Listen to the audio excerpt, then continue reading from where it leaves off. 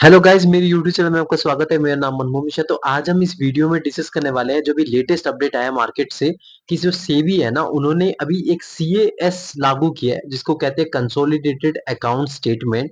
तो बेसिकली ये जो उन्होंने स्टेप्स लिया है बहुत ही इंपॉर्टेंट स्टेप है। अगर आप म्यूचुअल फंड में इन्वेस्टमेंट कर रहे हैं और जो फ्यूचर में जो म्यूचुअल फंड में इन्वेस्टमेंट करेंगे उनके लिए बहुत अच्छा है। मतलब यहाँ पे क्या है, सेबी दिखाना चाहते हैं कि आप भरोसा करो। मतलब जो गवर्नमेंट ऑर्गेनाइजेशन है वो खुद ही बोल रहे हैं कि आप भरोसा करो म्यूचुअल फंड में। अगर आप यहाँ पे इन्वेस्टमेंट करते हैं तो आपका सेफ रहता है।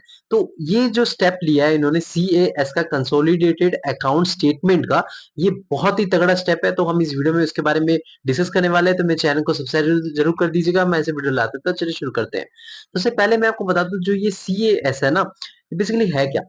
इसमें क्या है कि आपने अभी इन्वेस्टमेंट करा, तो इन्वेस्टमेंट करने के बाद आपका 1 महीना या 2 महीने में, जो आपका 1 महीने मान लीजिए आपने इन्वेस्टमेंट रखा है, आपने बोला कि मंथली मैंने एसआईपी रखा है, तो आपका जो सारा डेटा है, मतलब जो आपने जिस फंड में इन्वेस्टमेंट करा है, तो 1 महीने के बाद आपका जो मेल आईडी, जिस जो डीमैट अकाउंट आपने खुला रखा है, जिस मेल आईडी में से खुला रखा है, वो मेल आईडी में आपका सारा डिटेल आ जाएगा थ्रू सीएएस।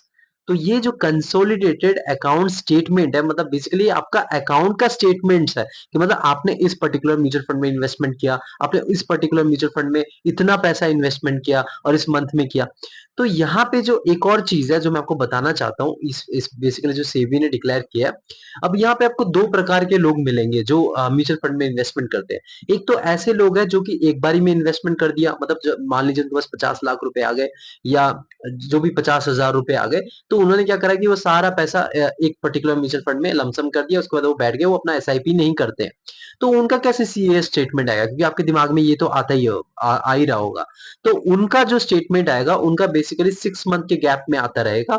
मतलब क्योंकि वो लमसम कर रहे हैं, उन्होंने एक बार लगा दिया, वो मंथली अपने नहीं लगाते जा रहे हैं, मतलब मंथली अपना एसआईपी नहीं कर रहे। तो उनका जो है वो 6 मंथ में एक बारी वो सीएस स्टेटमेंट आएगा आपके मेल में, और आप उसमें चेक कर पाएंगे आपका कौन से म्यूचुअल फंड में आपका पैसा जो लमसम है वो लग रखा है। लेकिन जो रेगुलरली इन्वेस्टमेंट कर रहे हैं, मतलब हर महीने कर रहे हैं या हर 2 महीने में कर रहे हैं, तो उनको 2 महीने में एक बार ही आ जाएगा, या हर 1 महीने में करे तो 1 महीने में एक बार ही आएगा।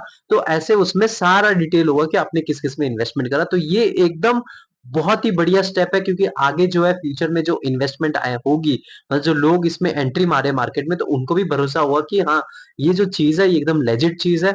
यहाँ पे हमको पता चल रहा है कि हाँ, हमने जो इन्वेस्टमेंट किया वो पैसा यहाँ पे है, वहां पे है, और हमको गवर्नमेंट की तरफ से एक चीज आ रहा है, स्टेटमेंट आ रहा है कि हाँ, मैंने यहाँ इस पर्टिकुलर फंड में इन्वेस्टमेंट किया और ये मंथली मेरे को आता जा रहा है। तो ये एकदम बढ़िया स्टेप है। तो मेरा यहाँ पे आपको सजेशन रहेगा कि आप अपना मेल आईडी थोड़ा ठीक से देख लीजिए, क्योंकि जो मेल आईडी में आपका आता रहेगा, तो मेल आईडी अगर अगर आपका अपडेटेड नहीं है, कोई पुराना मेल आईडी आपने दे रखा है या फिर आपका आ नहीं रहा है, तो आप ये चीजें जाके अपने ब्रोकर साइट पे रेज करो, मतलब जो चेंजेस भी करो। ब्रोकर साइट में आपका आ जाता है कि मतलब आप प्रोफाइल में जाते हैं अपना, तो वहां पे आपको अपना मेल आईडी डालने के लिए बोलता है, तो आप चेंज कर सकते हैं।